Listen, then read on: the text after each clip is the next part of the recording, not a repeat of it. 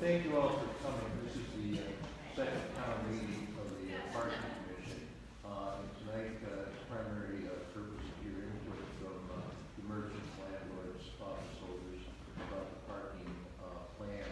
And we have one more town meeting planned, which is, I can't remember, it's the 15th, except Wednesday, the 15th. And then that will be for modifying the plan for any input we hear tonight, and then the plan will be presented to council, which will again hear it in open meetings for 3 times. So with that, Mike, I'll let you have it.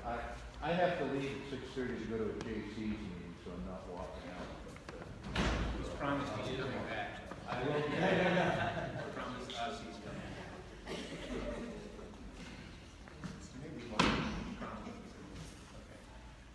A lot of new faces here tonight, so what Bill asked me to do was kind of run through 2 weeks ago. 2 weeks ago, we did a fairly exhaustive presentation. Some of you may have seen the video on the web. What I've done is carved this down a little bit, quite a bit, so we can run through this fairly quickly and get to the comment part, which is really positive, is what this is intended to be. So, great.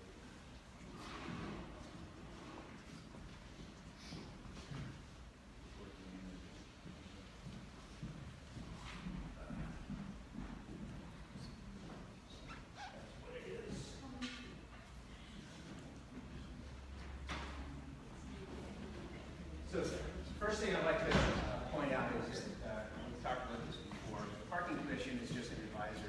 Nothing about what we're going to talk about today is done deal policy.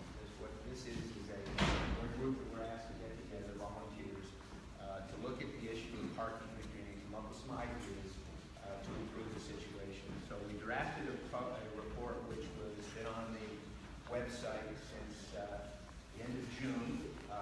Not a word of it has changed, or nothing. You may be ready to look at it 6 months ago.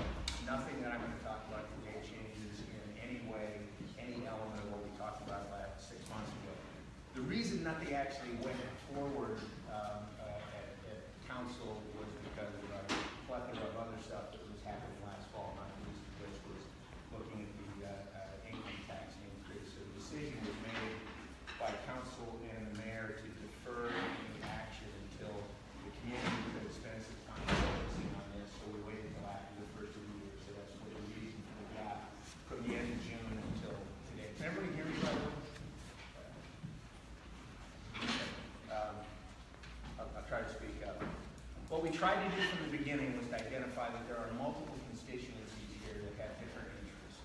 We have residents, we have building business owners, we have employees, and we have patrons and visitors, all of which have a stake in the parking issue here in Chagrin Falls, and all of them have different perspectives, and all of them are equally valid from their perspectives. What we tried to do here was look at this from a consolidated, balanced process, looking at the constituencies and input their interests and aspects into a comprehensive plan. When you really start pulling this apart and looking at the question of parking at Chagrin Falls, there really is no perfect, easy, or cost-effective solution that jumps off the page for Chagrin Falls. We have geographic and physical constraints. We have private versus public property constraints. The village has some fairly serious financial constraints. The reason why we went with the tax increase in the fall, very important, but there's a hole to be dug out of. And then, as I mentioned, all those constituencies we talked about have, in some cases, some conflicting interests, and not all aligned. Everybody doesn't have the exact same interests. The other thing, when you look at it and you really dig into it, you come to an inevitable conclusion that there is no such thing as park-free parking. Someone pays the cost of parking, whether it's enforcement, whether it's infrastructure, whether it's the repaving of parking, whether it's the cost of not having enough parking and discouraging, potentially people from coming to town. One kind of anecdote, and there's nothing scientific about this study, but since I became involved in this, I've been, over the last year, I've probably talked to 100 people outside of Chagrin. Personally, I never thought that there was a problem here in Chagrin Falls. I live right here. I know where the nooks and crannies are. When I need a parking spot, I can typically find them. But if you talk to people outside Chagrin Falls, that's not to 100 people over the last year about the specific the intention of people outside Chagrin Falls. And I would tell you the consistent message I hear, the mayor has said the same thing, other members of the council have had the same. You hear that people say, great town, I love going there, but I don't go on Friday and Saturday because I can't find a spot. And there's a cost to our businesses and to the rest of the community of having people not come in. So I've raised that right now just to say that, to reiterate, think about the various aspects of the cost of a parking issue. Any program, because we have these constraints, is going to require compromises and optimization within these limited resources and constraints. And I guarantee you that whatever gets done, I bet there'll be an aspect of whatever gets done that every single one of us won't like. It'll be a different one. It won't like something, he won't like something, I won't like something. But there's no perfect solution. So whatever gets done, and doing nothing is certainly a potential possibility. But that's not what we were asked to take a look at, was to look at what are the ranges of things that could be done. The other thing that I think that is important to understand is no plan you put together is cast in concrete. And when you put something in, you're going to learn things. Some things that work well, some things that don't work as well. And we're going to have the flexibility to be able to adjust as we go. For example, one of the things that's come up in the last couple of days is that and we know this because we're going to talk about it here, there's a seasonal difference. During the winter, there's not as big a problem. So we can hood or deactivate parking devices during no-need periods. So just as you go to, for those of you who go to Legacy Village, and you see a lot of times the parking meters on that main drag have got hoods over them that are sponsored by, usually it's Oswald, the insurance company that does that. That kind of activity is something that certainly could be part of a potential adjustment to the plan as you go forward. This is just a quick inventory. It's not exactly right, 5-6% numbers off, but this is a list of all of the village-controlled parking inventory. There's about 400 spots that the village controls. The yellow spots on here are the list of all of those in the center village. We'll come back and show another rendition of this in a couple minutes. Problem statement: we are a destination. We got people who come here just to hang out, enjoy our park, enjoy the falls, enjoy the retail, enjoy the restaurants. But we have a reputation outside the community as being a difficult place from a parking standpoint. That discourages to some unknown. There's not a scientific way to measure how many people there are, but to some extent, at least I've been convinced in the informal stuff that I've heard that there is a problem. Peak periods, 9 a.m. to 4 p.m., Friday and Saturday evenings through the peak dinner hours at the restaurants and the entertainment area. And there's clearly seasonality differences. We don't have the issue today here in February that we will in May, June, and July. So how you end up adjusting and dealing with paid parking in those periods is one of those adjustment issues that I was talking about. We're never going to put together a plan that's going to solve for the issues like Blossom and Art Park and things of this nature. What also became clear talking to a number of merchants was, and again, this is not a scientific, but the range that I heard was that in those village-controlled spots in downtown during the peak hours of the day, the perception, again, nobody's out there counting, but the perception is of low range about 60% and of a high range about 80%, I heard, of the village-controlled spots are believed to be occupied by employees in downtown. Now, employees are important. There's nothing in here. This isn't a program done on the backs of the employees. Not at all. They're very important as a source of revenue for the village, from payroll taxes. They're obviously important to all of the merchants. But there's also a dimension of it that if you have a spot that's taken up by an employee, it's not available for a patron or a potential customer to come and utilize. And if the customers have to park farther away, that's a discouragement from the commercial side. So that's just kind of some problem statements and some facts. So the overview is we've looked at two different dimensions here, long-term and short-term. It was reported recently that we had, quote-unquote, put the long-term, meaning the potential of a parking structure on the back burner. I'm here to tell you that is not true. We've spent a lot of time talking about this. The issue is that the village does not control a site that is suitable for putting a parking structure on it. And logical one that people think about is the muni lot. There's a large section of the muni lot that is actually privately owned. So today, there is not a site in the village that exists, that is available without some form of acquisition of site. And it's going to be a multi-million-dollar project over multiple years, being paid for with money that, quite frankly, the village doesn't have today. So the issue of going to is still something that is really viable. It's really something to look at long term. But rather than sit there and say we're going to do nothing until that long-term solution appears in some form of a public-private partnership, the purpose was to take a look at, are there some low investment things that can be done in the short term to balance the interests of the various constituencies and end up with a situation which is potentially materially better than we have today.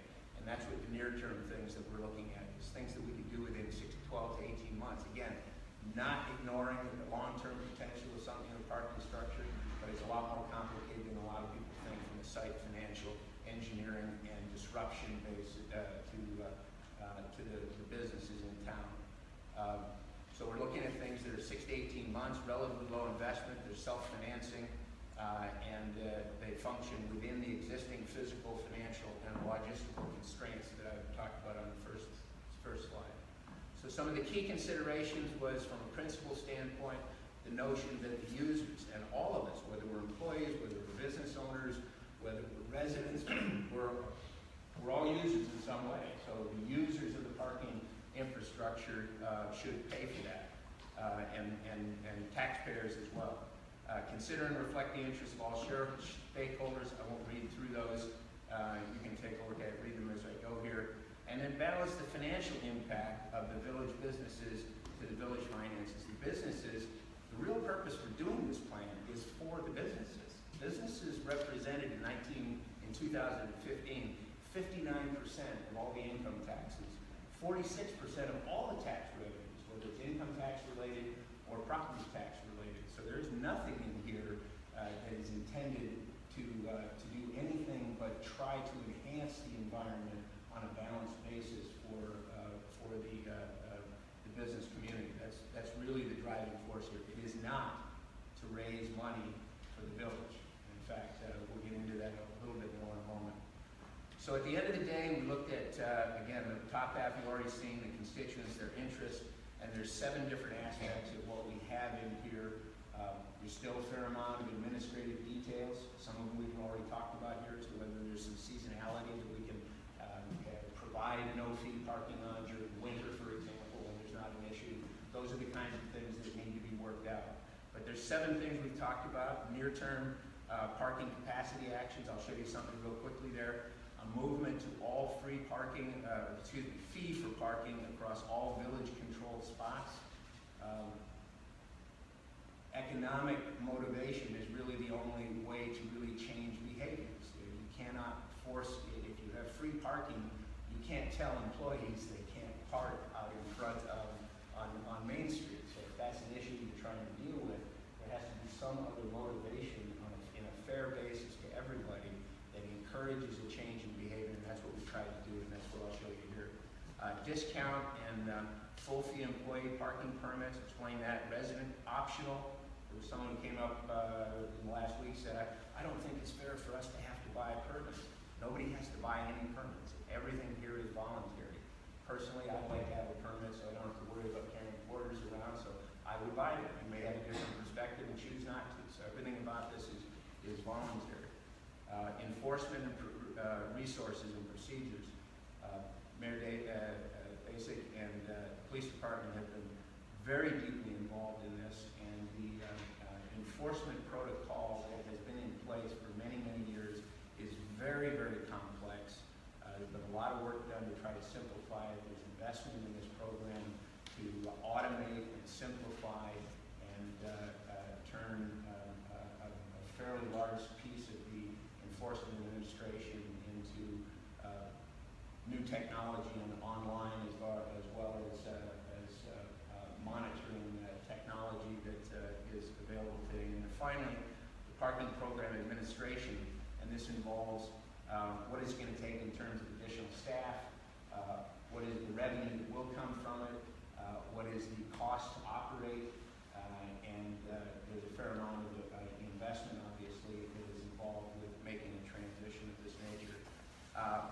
not going to go through all of the details on this, just in real quick. These are the 7 steps here. The last one being that any net revenue that comes from the parking is going to be invested back into the center village. And that would be in improvement programs in the center village, as well as, and this got picked up in the newspaper, so I want to make sure it's clarified. One possible long-term use of this is to do things like if a public-private partnership for a parking structure were to become viable and were to come along, any net revenue might make it possible for the village to be able to participate in some kind of a public debt offering without having to go back to the citizens and the taxpayers for additional funds. So conceivably, it could be used to fund a declining fund to assist with the creation and building of parking structure. So that balances that current situation from taxes and financial situation of the village. There is no plan out there. There is no active plan for a structure. So all of that is hypothetical downstream, and it requires a lot of things to happen. So we talked about going to fee for parking. Same rate, no increase, 50 cents an hour. We have, and we're in process with leasing, and I'll show you a map here in a moment, between 100 and 150 spaces that are within 700 feet of the center of the village. The intent is to use that for low-cost employee parking to encourage employees to relocate their parking activity to spaces that are within 700 feet. Some of them are a lot closer than that. I'll show you that in a moment. The parking alternatives would be, again, the idea is to motivate the relocation of 150 and 200 employees from the center villages and do that in a close enough proximity so that it's less than a 5 to 10 minute walk for anybody. Those parking permits would be sold through employers. That would be the point of qualifying that the people that are receiving the employee permits are in fact employees. And it would also enable then individual employers to decide what level of subsidy they may or may not want to extend to their employees. So they could take the entire fee back through payroll deduction, or a portion of it, or none of it, and individual business owners can make that decision individually and uniquely. Resident parking permits, there would be the ability for residents, if they, again, on an optional basis, register cars that are registered at their home in the village for a nominal amount, $4 a month or whatever, so $50 a year, and then that would be unlimited free parking. Not free, because you pay the $50, but no need to feed a meter or feed a kiosk associated with that. Enforcement administration, there is some legislation underway that's working its way through the other committees at council that increases the base parking fees and simplifies it. I won't go into it today, but there's a very complicated formula that, if it goes so many days, it adds this amount, and then so many more it does. So this simplifies it and makes it very clear. I think it doubles at 30 days or something like that, and then at the end of 60 days, it's the license plate renewal block until the fines get. Is that roughly what it is? Okay. And then finally, I mentioned that all the proceeds are going to go to center village projects and potential future funding of the structure. So this is the will be. The purple represents the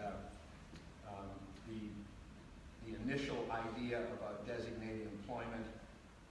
You have so we are right up here,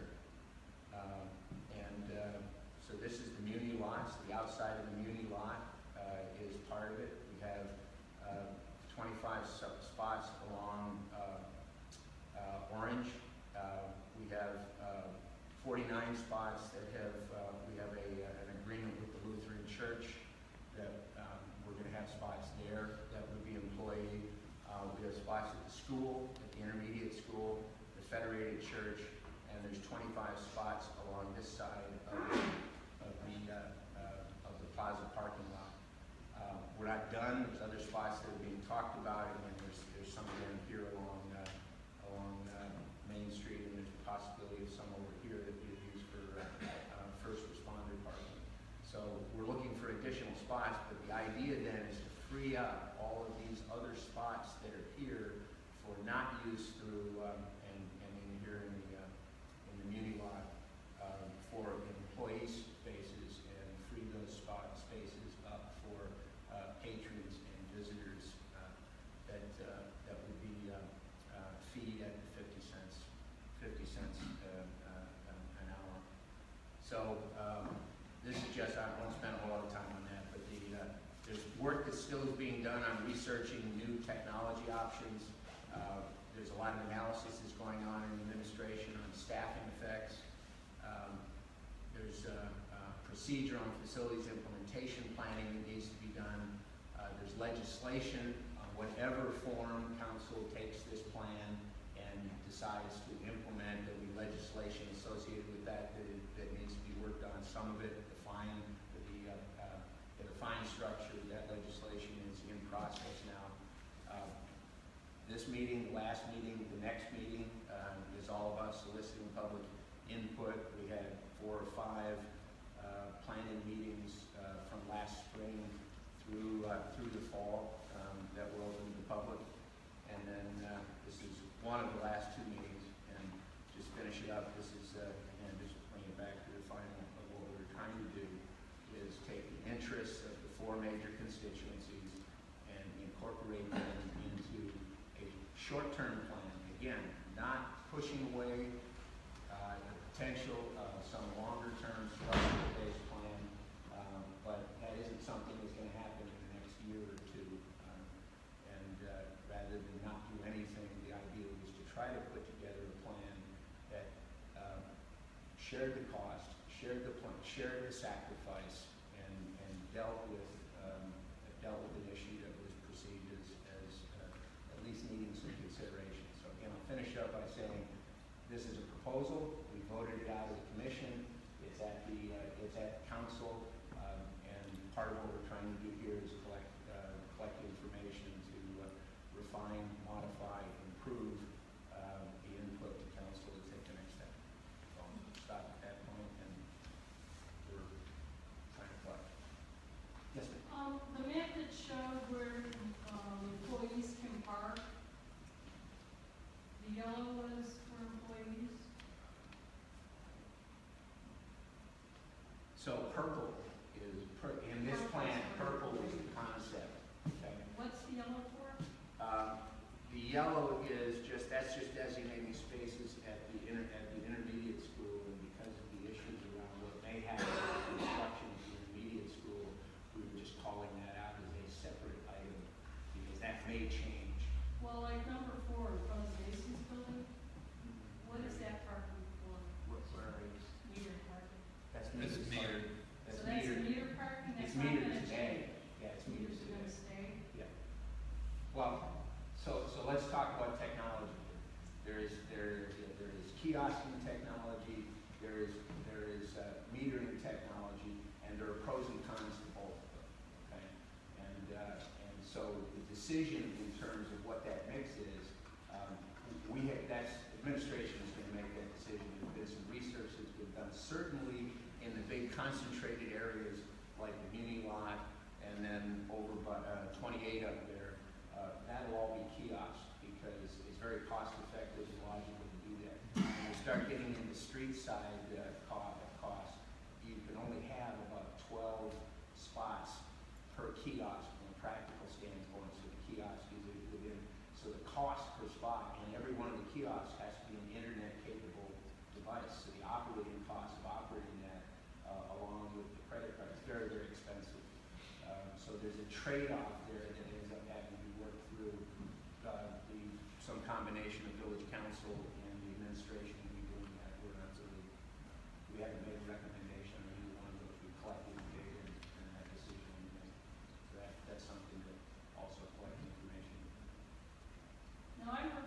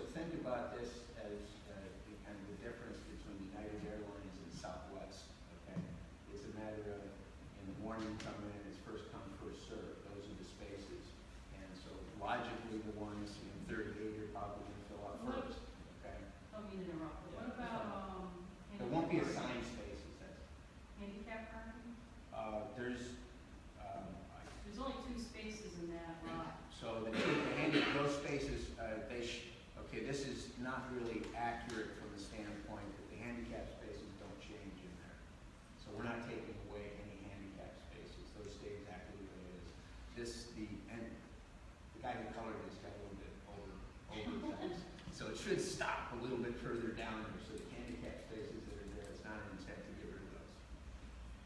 Could you identify each of the colors? There's Okay. yellow and there's that kind of beige and says. So I didn't do the colors, so I'll do my best, okay? Yeah, okay. The guy that did it just said it to You me. know, the Purple clearly is is the intent for, employees. employees. Okay, and then. Yellow is the village, what will be the village control fee for parking, okay, for sure. And that beige And, there. and then in addition to that, this purple area here, I don't know why he didn't make that yellow, but think about that as being yellow as well. That's the core of the new lot, okay? That it should be yellow. That's gonna be. Oh, that should be yellow. Yeah, instead of- I don't know why he colored it that way, but he did. Yeah, I was thinking that has to do Yeah, something. and the green, so all the green is also fee for parking. So again, I'm thinking, Andrew, do you know why? So the green are parking spots that are potential to be metered in or kiosks. So there's currently 2-hour limit there, but there's no meters in place. Those are actually already, the green is already, right? No. That's It's two, oh, already- I'm sorry, got The it. gold is already Yeah, metered, the you're right. green is a potential Right. spot. Okay, gold is already metered. The blue, the green is stuff that is not metered today that would be either metered or kiosk. And so now I think I understand why. The presumption was this is kiosk, this is kiosk.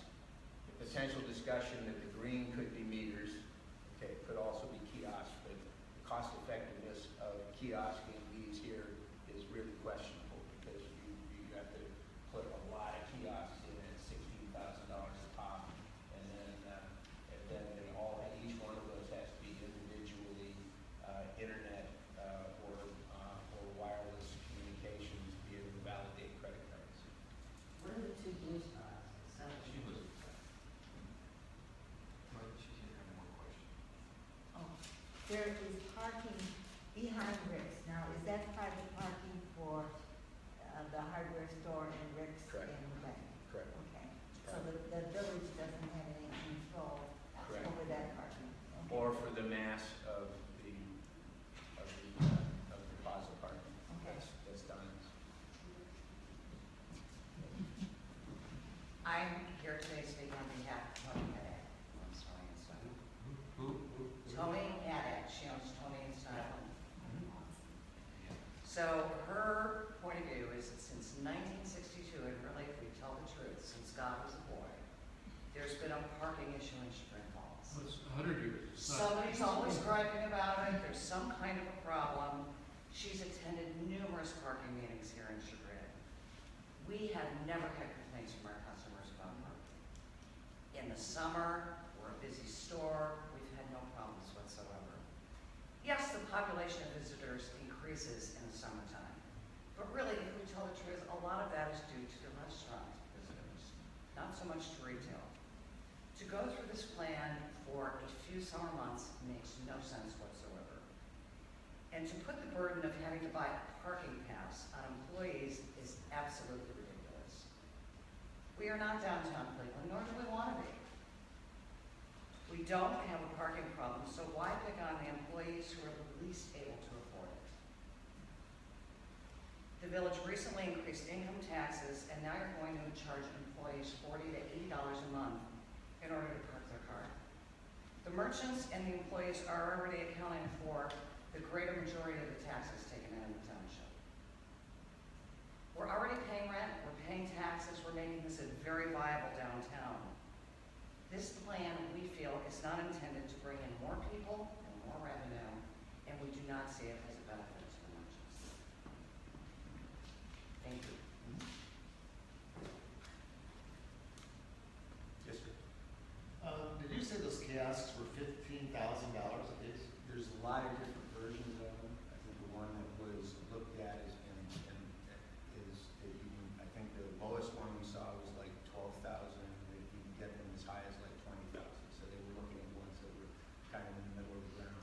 So, and some of the features are incredibly broad. So for example, we're all familiar with the one where you go put your credit card in, you get a card, and you walk back to your car. There's ones where you just have to put in your license plates. You don't have to walk back. There's some that actually communicate with smartphones and will tell you that you're about to run out and you can, now that's way off the top, but these things have got features today that are just way off. That's not, we're not talking about those high-end ones, but the ones that we're looking at are, that will be looked at are between the $12,000 and the $16,000 piece. How many, I mean, I know you don't, the plan's not Right. salary, Right. but roughly how many are you thinking they'd have to purchase? I think at one point we were talking, Amber, what was, do you remember what the number was? So to put them on Main Street, Right. why the meters were considered probably a better option there is that it would have to be, I believe it was 12 to 14. Right, that's the number I remember. We were talking about 2 in the music lot, 1 in each end. So Right. more reasonable and farther space. So we would put 2 in here, there's maybe only 1 up here, right? Right. So it's 3 for roughly, 87, more than 87 or 12 spaces. Here you've got less than 100 spaces and you need 12. The reason those spots were selected as a viable option for the kiosk, you can't snowplow a parking lot with meters in the middle of it. And people are getting pretty used to these. And there's certain exit entry points to those lots that makes it very convenient for the person parking there to pay on their way in. So it'll be those 2, and then back there by Riverside Park, minus the Cubs, that will be a kiosk. Oh, yeah, I'm Mark Wakefield, I'm from the Chagrin Falls United Methodist Church, and, our primary problem is the timing for the extended hours. I mean, the church is a unique tenant, for lack of a better word, of the township. It brings in a lot of people. It offers a spiritual component with the Lutheran and the Federated Church, and we have a huge number of programs that start at 6 or 6:30 at night and go from 6:30 until 8 o'clock or 6:30 until 9 o'clock. So the present structure, which allows all of our participants to come in and park after hours, after the retail and everything's done, is perfectly acceptable to us. To extend it, especially in the months of, basically October through March, or October through April, would strongly discourage participants in the committees and all the things that are necessary to run the church. So we would ask that the commission consider either keeping it at 6 o'clock, or at the very least, in that area where there are specific people who will be attending the church, those 11 spots which are directly in front of the United Methodist Church, to maybe carve out that area from 6 o'clock on as opposed to 8 o'clock, because we're not near any restaurants, we're not near anything else. And we think the church offers something that isn't offered by a great number of the merchants and other people in town, and it's something that the township should consider to support. Those are exactly the kinds of, we had last meeting, we had some folks that showed up and had similar other, those are the kinds of things that, when I was talking to you at the beginning about the flexibility and understanding of what works, that's exactly the kind of thing that is a very reasonable thing to talk about, and that's the kind of thing that we would certainly consider. Okay, thank you. The kiosk, we could actually program it so the display says free parking, at whatever the hour is. At 6 o'clock, they walk up and then, oh, you don't have to pay.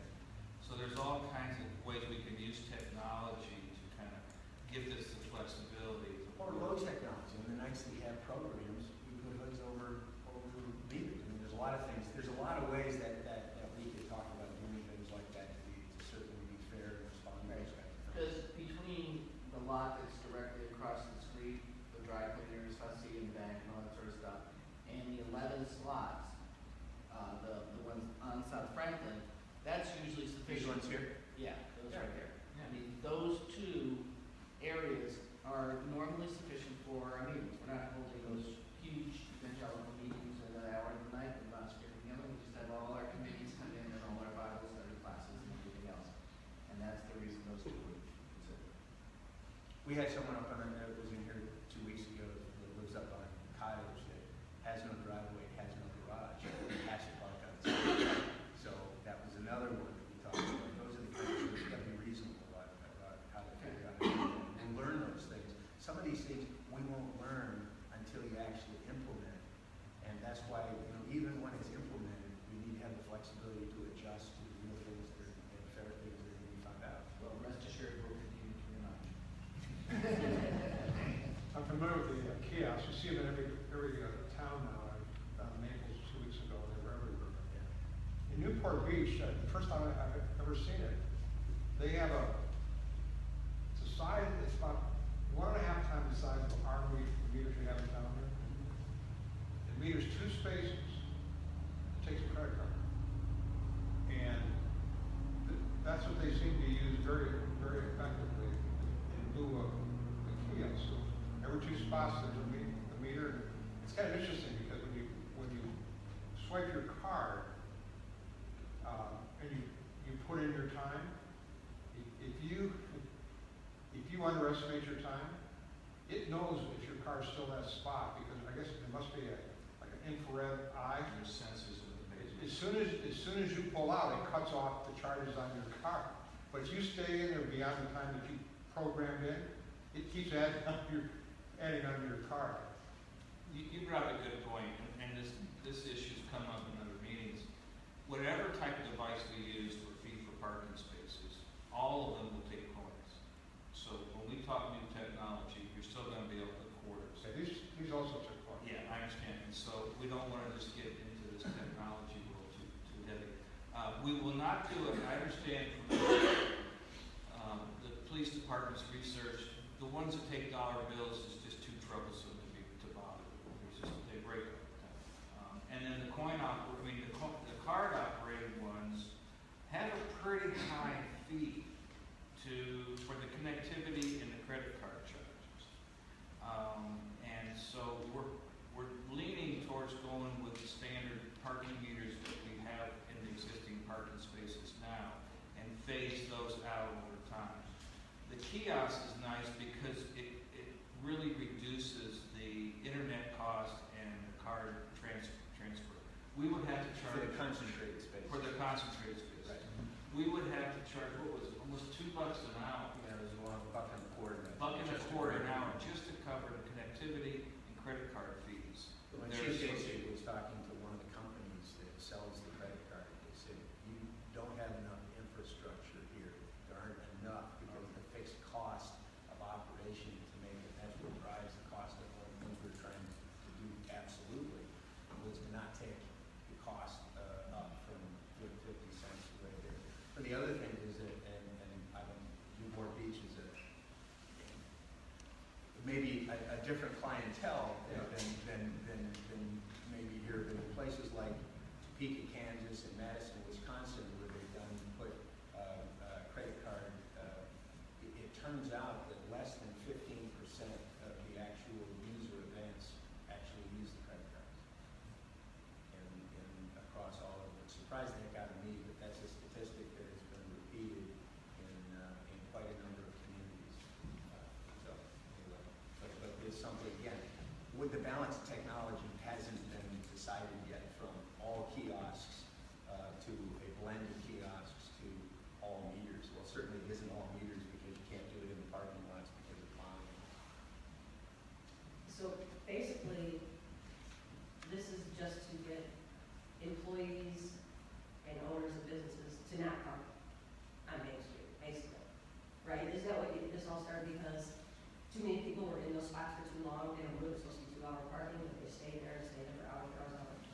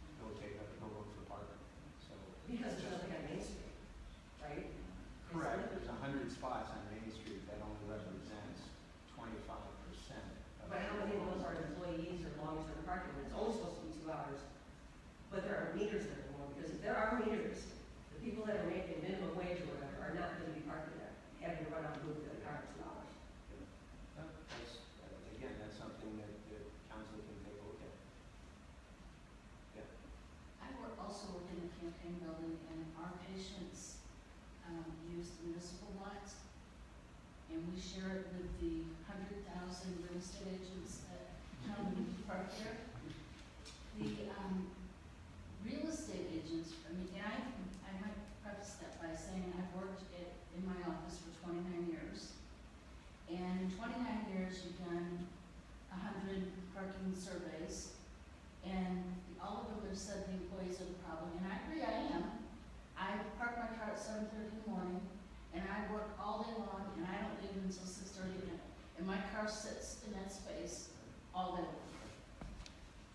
But the other problem with the municipal lot is that Tuesday morning at 10 o'clock, the real estate agents have a realtors meeting, and they jam up that parking space, every one of them, all over town.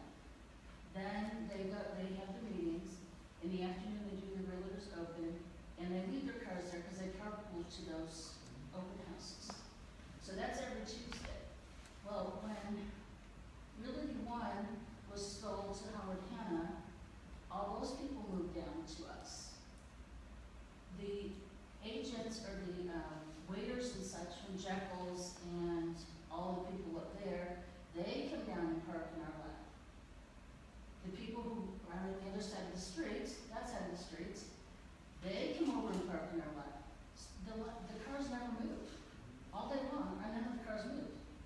But you're saying, okay, I can park at the Lutheran church. Monday morning, not only did I get set 2 times coming to work from South Russell, the sidewalks weren't plowed. The sidewalks weren't clear. I had to replace knee and 2 plates in my back. I'm not gonna walk from the Lutheran church all the way to the campaign building down the middle of the street. So this, like, for you personally, this is great. You get in at 7 o'clock. And I get my One of these space and I'm spots not will moving all always be day open. long. But I agree, it's a waste of my spots. Yeah, I'm gonna take one of those purple spots, and I'm not moving all day. Right. But so you're willing to pay for the parking? No, I'm not willing to pay for it, but I will, because they don't clean the sidewalks quick enough. I start seeing patients at 8 o'clock in the morning, and I'm there till 6:30. Monday morning, the lots weren't cleaned till after 11. You can't expect that. But if we don't do anything, there's no cost involved anyway. That's true. But it's been like this for 29 years. And, yeah, here we are. And business is good. It's been like this for 29 years and we've done nothing. It's much longer than 20 years. And there's. 30 years ago, Barbara was on the front page of the newspaper talking about our parking lot. Right.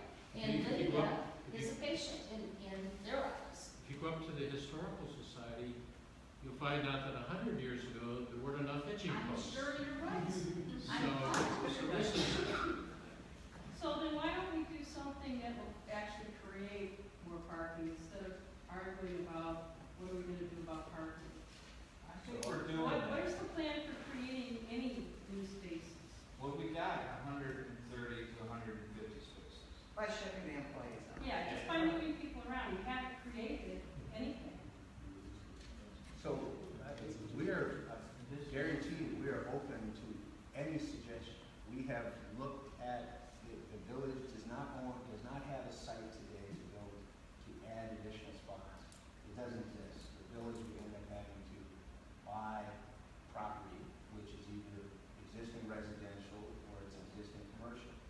They would have to raise that property. They would have to build it. It would be a multi-million-dollar project. The village would lose permanently real estate taxes associated with that property. If it was a commercial property, they also lose the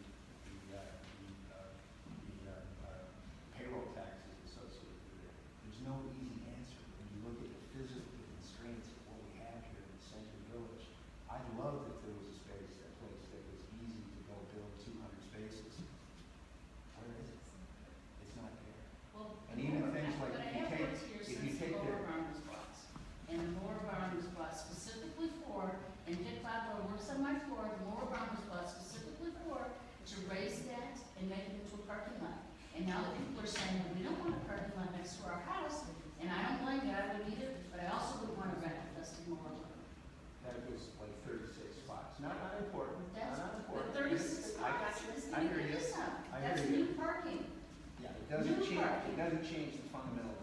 so it's not unimportant, but I hear you, I think you're But right. that's new parking, that's an additional parking space.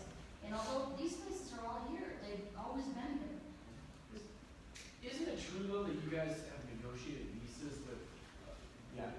people that own spots that are making them available for this? We went through that before you got here. Oh, well, so there are new spots that have not been Yeah, available. and that was what Jim was just saying. And then if we, once we close those leases and sell employee permits for those spaces, the site, the street, service department will clean the site.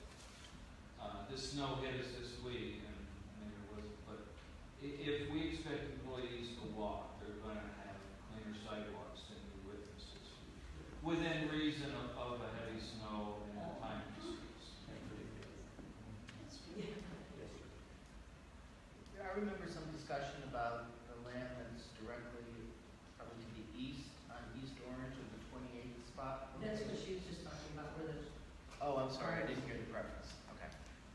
For those of you who I didn't hear, I'm sorry, I got the I think answer. they're pretty widely publicized. There was 2 years ago, a election time, and that kind of got, they were looking at doing something, and it was petitioned, and there was, so that, Does the village own that land? Yes. that part of the park. Does. and having a parking lot next to your house is really be that bad. I have two of them, and I have two. Oh, I was gonna ask about the village's intention to deal with sidewalks if we're asking employees to park. Yeah. That's all we know. Yes. I think last meeting, there was discussion about having a shuttle sort of, kind of circulate through the village, from more remote parking spaces, and I wanted to hear more about that, how that was, if you're Yeah, considering that, or. The mayor addressed that, it didn't come up. There's certain things that just sound like a perfect solution.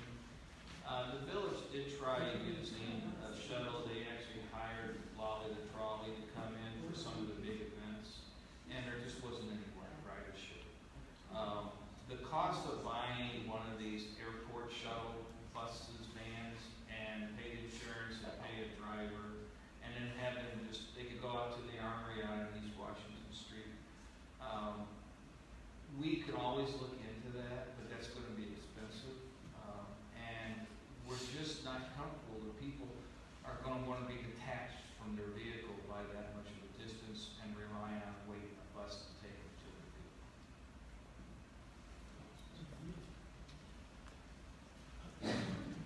As a business owner, I'm constantly lugging things to my store, such as rolling racks and boxes of clothes. And the sidewalk sale, we're bringing tents and tables and chairs. So if I'm parking down the street, how am I supposed to bring all this stuff to my store? I mean, how are we supposed to lug all this down Main Street? So certainly for things like events, there's always the opportunity to have, because that's an en masse thing, so shutting down parking associated with that, I think routinely, that gets done today, where they get barricaded off, and the similar thing could be done in terms of deactivating for special events like that, parking, so that, I think those kinds of flexibility have already been demonstrated in similar but different kind of scenarios, so I think that that's something that can be handled. Yeah. Well, first off, I'd like to thank you guys for doing this. We've been talking about it for decades, and I know it was a ton of work. Mike, Jim, Sue, I guess you had something to do with it, Jim. Thank you. I think it's a comprehensive plan. I think that coming this summer, it'll all kind of make sense why we're doing this, because Heinz is going to add a lot to this. It's going to add a lot. My question is, and I think we talked about it a little bit, I don't know if there is a resolve to it, but I figure I'll have to pay for my employees. And probably the restaurants would do something similar.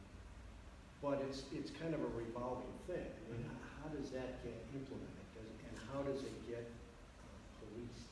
So the exact purpose, we have talked a lot about that. We talked with Ben about some options around,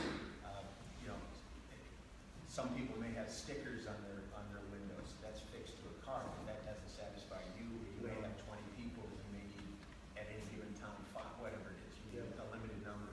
So we've been talking about a numbered, serialized, if you will, hanger, if you will, that could be rotated around to employees. Now, the exact way that happened and how we would actually do it in a device isn't finalized, but that requirement that you shared with us when Jim and I were with you and your colleagues from the chamber, that's something that is actively on the table to turn into a usable approach. So those spaces would be exclusively for employees? I mean, what happens if a customer wants them? All the purple ones, well, that would be a violation.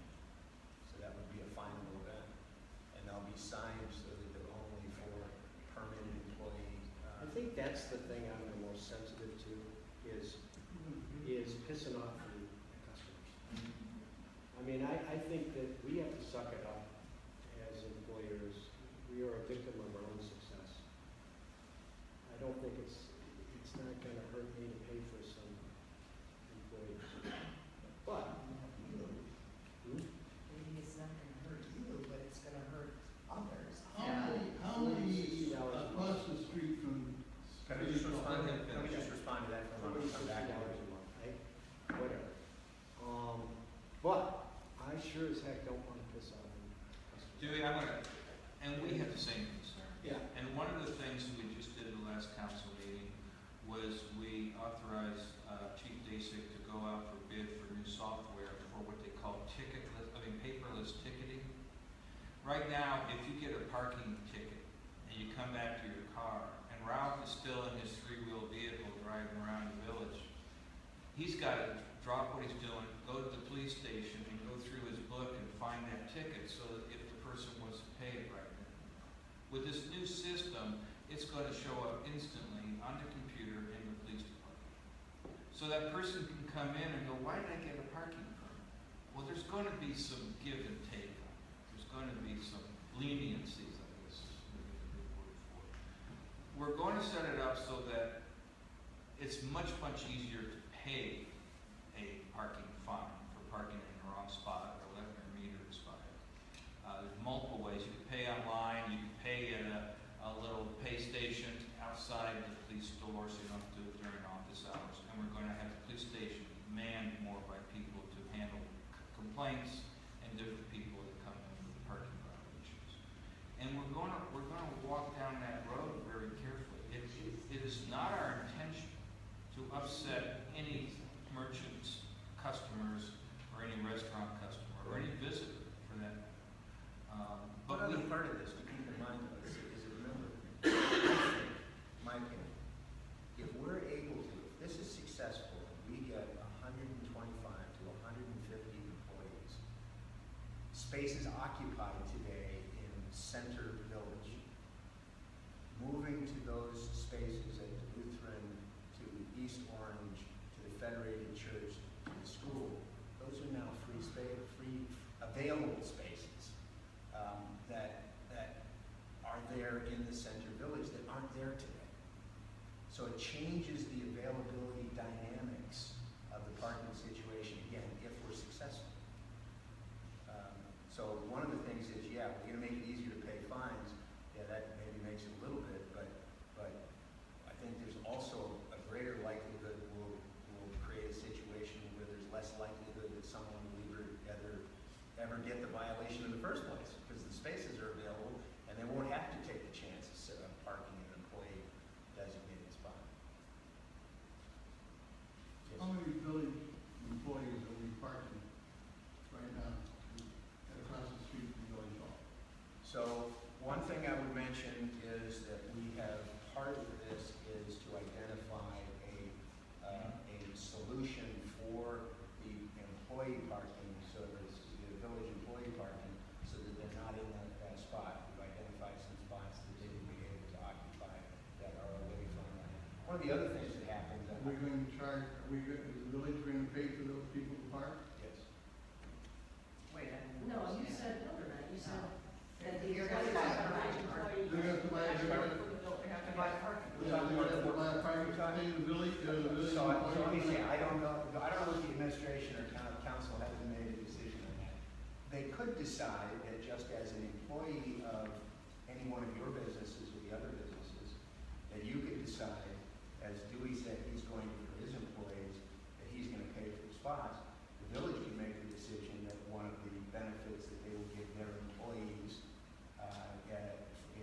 is to pay theirs, but that's a decision that is not part of our purview. That would be the council and the administration to make that decision.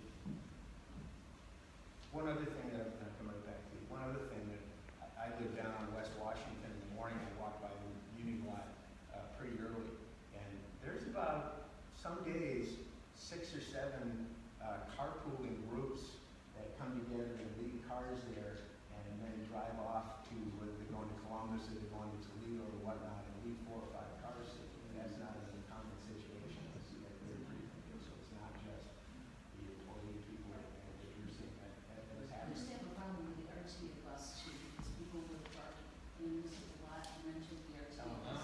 But we don't have that anymore, and haven't had for years, so we can't even blame those people. So what's the point of increasing the parking, the ticket fees?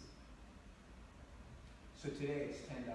Right, Okay. you want to increase it 15 to 20? So what we're trying to do is change behaviors, okay, there's a You don't number of think different, 10's enough to do that? no, No? no. Well, you know, since I work for Dr. Lee, he says he's not gonna pay for employee parking, so, but also I work at Off-Beat Antiques, he's part owner, and I've lost sales because of people getting tickets.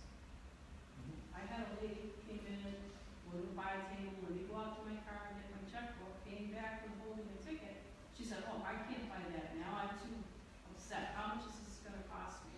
And she walked over to the police department to pay her ticket. I also did an impromptu poll on the Village Block Club, which is the Facebook club, yesterday. By this afternoon, I had well over 100 responses on that.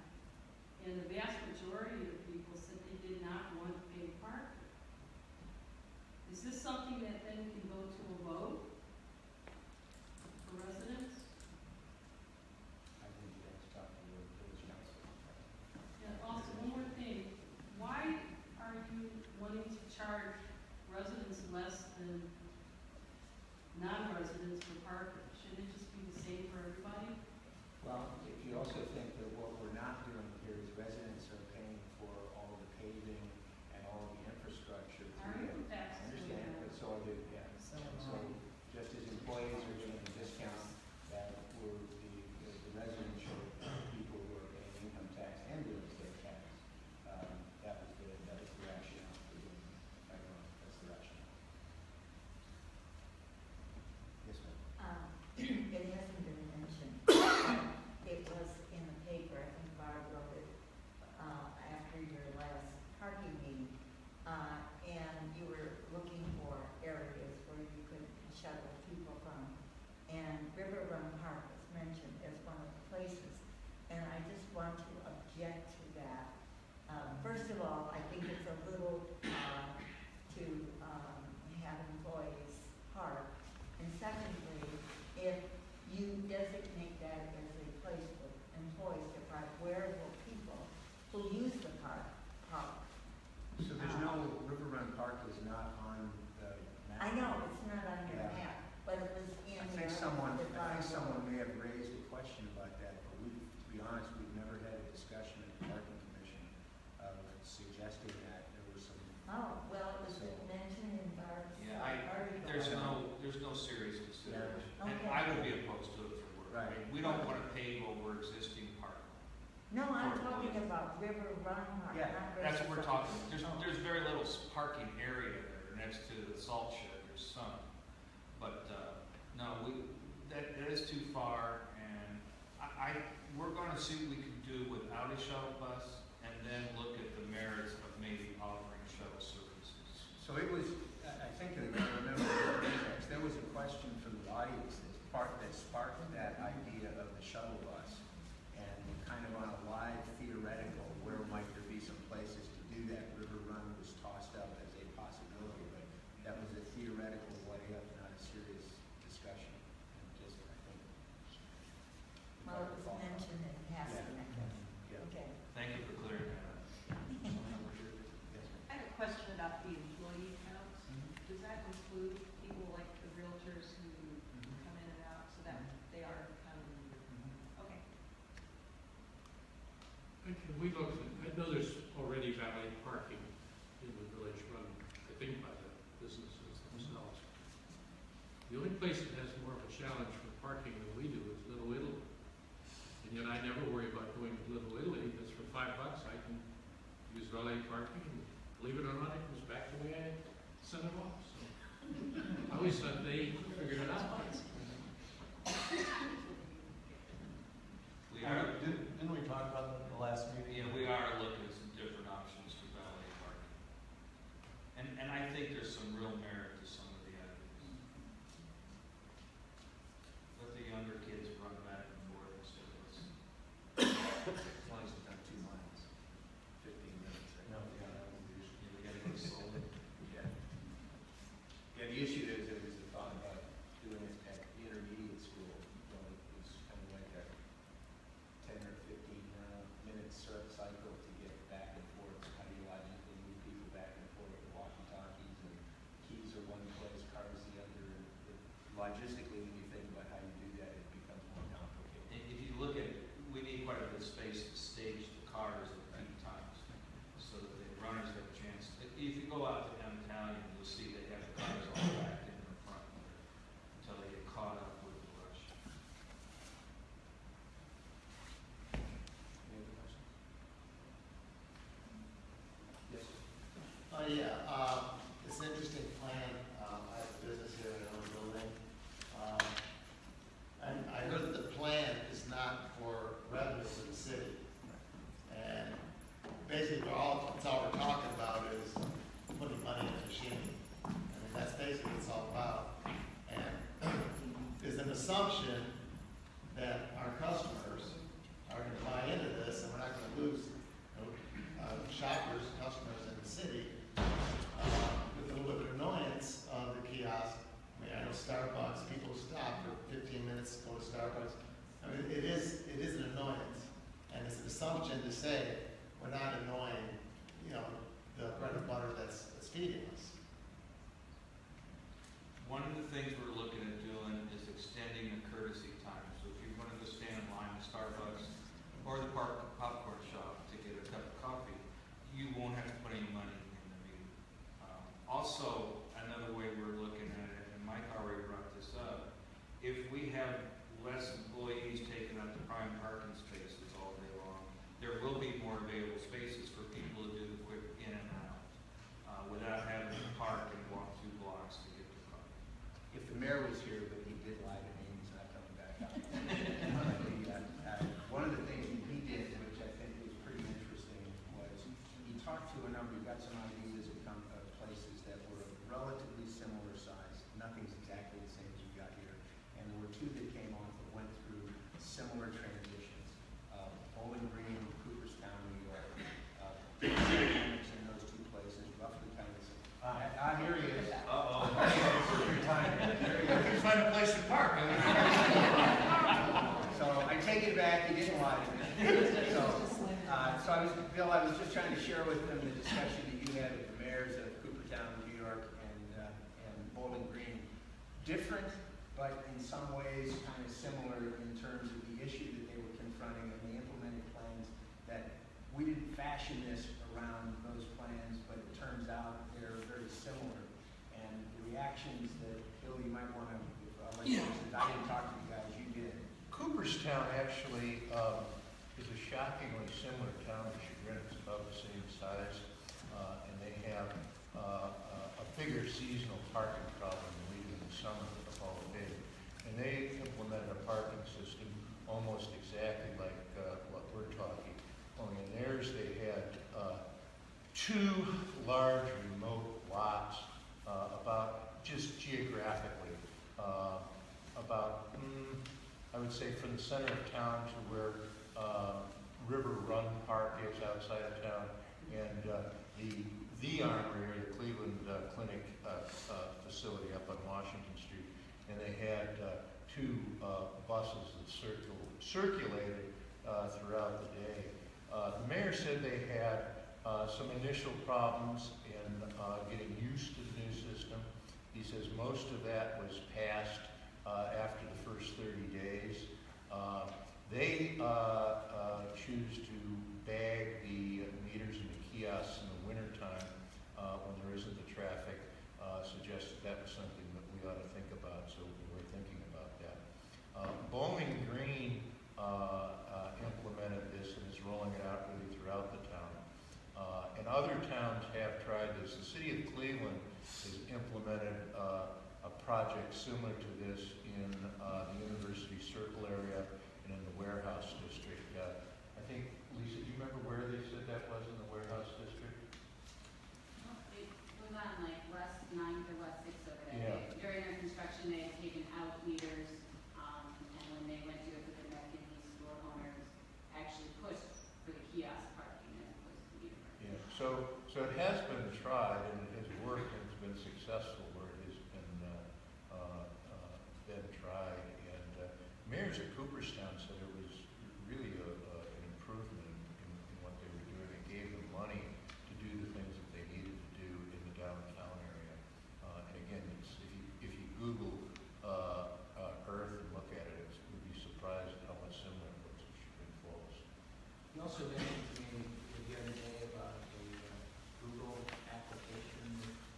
Yeah, I found this, and it's something that we should be aware of because it has the potential to materially adversely affect business in Chagrin.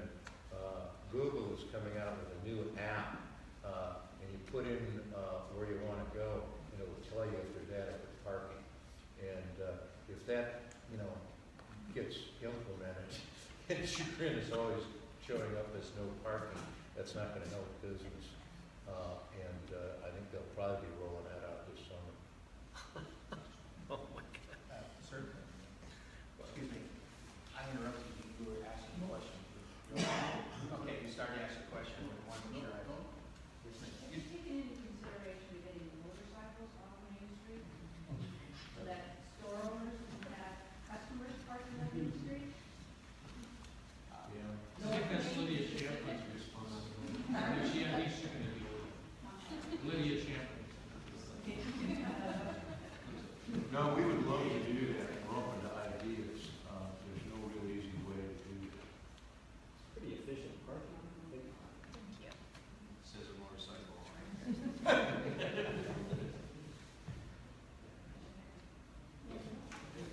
To enforce the jaywalking in front of Starbucks, we have a window that points out onto Main Street.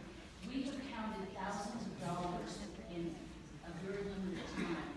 If you enforce the $75 parking or $75 jaywalking fee, you could pave your streets in gold. People will not walk 4 feet to get in the crosswalk. They will just jaywalk. And so if you enforce the jaywalking tickets, you could finance your kiosks. Have you ever stood in You're absolutely right. It's ridiculous.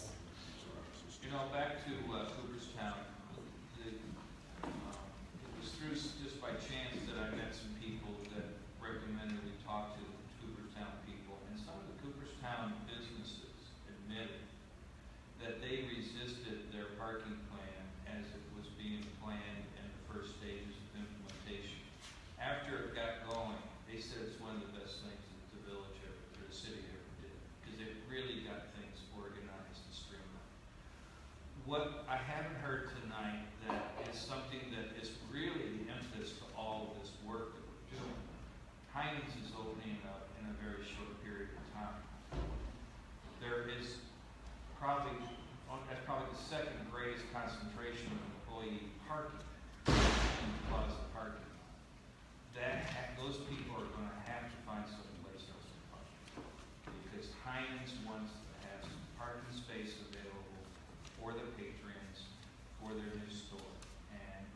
part of the lease. That parking lot is a private lot, it's not a public lot. There are pieces of the village owns which will be employee, but I look at that and I figure there's between 50 to 75 cars that have got to find someplace to go. How about the Federal Church? Okay? Would that make everything? That's where the number is. They have a total of 55 spaces. Pretty And close. we have 45. 40 places. And we have a tentative agreement, that's one of the places to gain space. I don't know how they're going to do it. I'm working on it, Larry. So we have a bigger problem starting up the 1st of March. And we made a commitment to the owners of the Plaza Shopping Center, and we actually passed legislation, the old council, that was a parking lease agreement for that property, because we own part of it. And it was enough of a comfort factor for Heinz to sign a long-term lease with the property. And they've since signed it, and they've invested millions into that property with our word that we will get the people that park there to go wait tables, we'll find someplace else to park. Yes? Yeah. So Heinen's lot will be still 2-hour parking, no meters, no kiosk, right? Heinz? Heinen's lot, the shopping plaza lot that will be Heinen's, right? That is not our lot. No, I understand, but then isn't there a concern that if everything else in town is a meter or a kiosk, people might go park there? So one of the commitments of this part of this only works with enhanced enforcement. So one of we talked earlier about the administrative side of this, there's a staffing and Sure. an investment side to increase parking enforcement, and that's one of the places Okay. that have to be a point of concentration, so that the only people that are parking there are the people at Heinen's and the other people that have the legitimate rights to be able to use that spot. Say that. Because they're at shopping at Heinen's. Or the other patrons. Or the other patrons. of But the then, park, right. if we can enforce that, the 2-hour parking there, why are we having trouble enforcing the 2-hour parking in town that's being taken by all the Well, employers? that's a very good question, because the answer to your question is we're not enforcing. Okay. The owners of that property have been very lenient to let it kind of be used the 2.5 years that Giant Eagle has not been there. And when we first started meeting, it was a year ago next month, we realized we couldn't just start ticketing people and throwing them out of there without giving them places to go. It's like Mike uses the analogy of squeezing a balloon. You squeeze one end, it gets bigger on the other. There's a set number of vehicles that we have to put at different times of the day. And that was the impetus of this program. So And how do you create incentives to change that behavior? Money, yes. That's the believe it or not. There was another hand that was over here a few minutes ago. Wait, just one last, for me, one last bit. Tony's a treasure to this town. I'm delighted that she doesn't have that problem. I was 6 years president of downtown Chagrin Falls before it became downtown Chagrin Falls.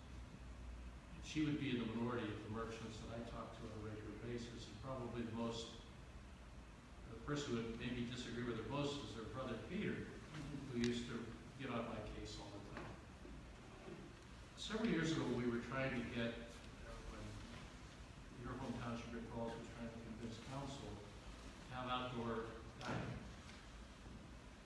That really was a challenge because Henry Piper and Phil O'Neill keep really meticulous records of how every property in the village is used, commercial property, and probably residential too. And they calculated what our zoning code would require, parking code in the zone, would require. And the truth of the matter is we have about half or less of the spaces that our own zoning code would require.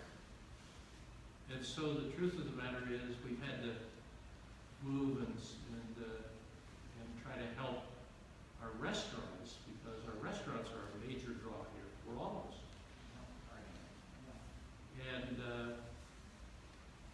in any event, so it's really interesting because based on our own parking code, we have about half the number of spaces that we would need.